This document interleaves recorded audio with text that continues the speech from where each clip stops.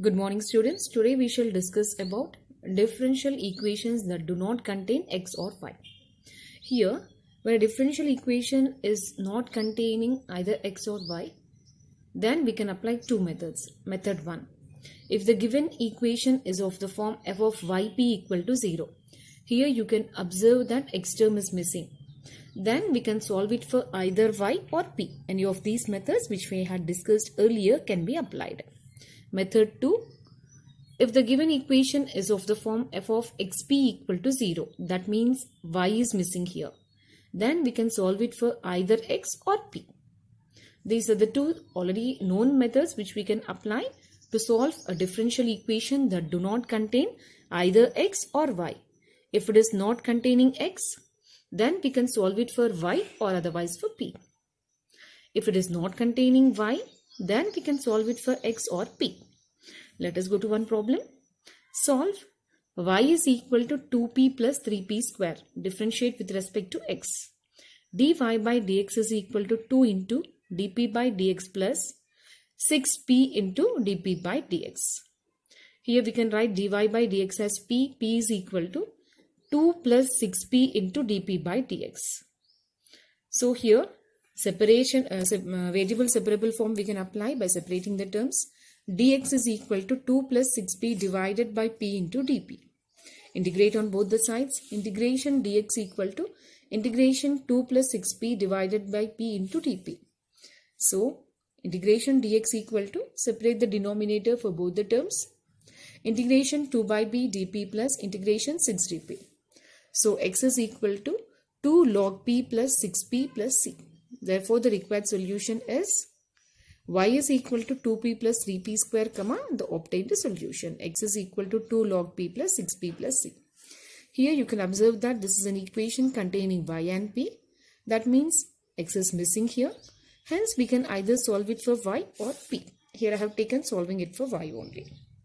Next, we shall see differential equations homogeneous in x and y. Let the given differential equation be f of xyp equal to 0. We can write the given equation in the form of g of dy by dx, y by x equal to 0. Or else we can write the equation as p, y by x equal to 0. If it is possible to solve this equation for p, then we can find the solution of equation 1.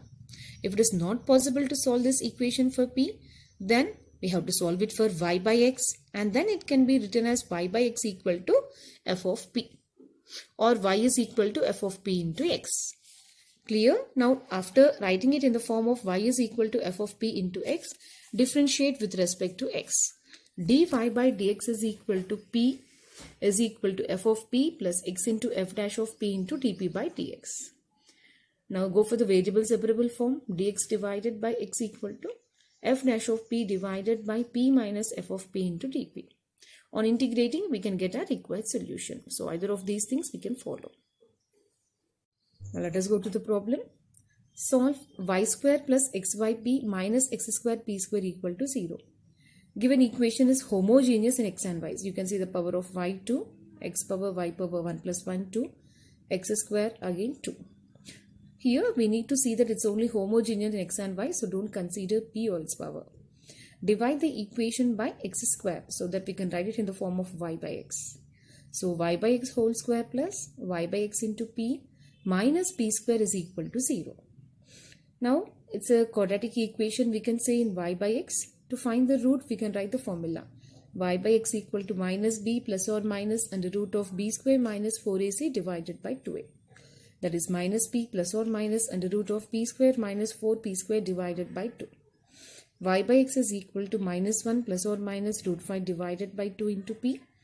That is minus 1 plus or minus root 5 divided by 2 into dy by dx. Go for the variable separable form. Dx divided by x equal to minus 1 plus or minus root 5 divided by 2 into dy by y. Integrate the equation on both the sides. So integration of 1 by x is log x, that is equal to k into log y plus integration constant log c, where we can take k as minus 1 plus or minus root 5 divided by 2, we can consider it as a constant. So log x is equal to log e y power k. or else x is equal to cy power k, or x minus cy power k is equal to 0. So for one positive root and the other negative root, we can get the general solution as a product of those two roots as x minus cy to the power of k. K is replaced as minus 1 plus root 5 divided by 2 for positive root. X minus cy to the power of minus 1 minus root 5 divided by 2. So the negative root, the product of 2 is equal to 0. Thank you, students.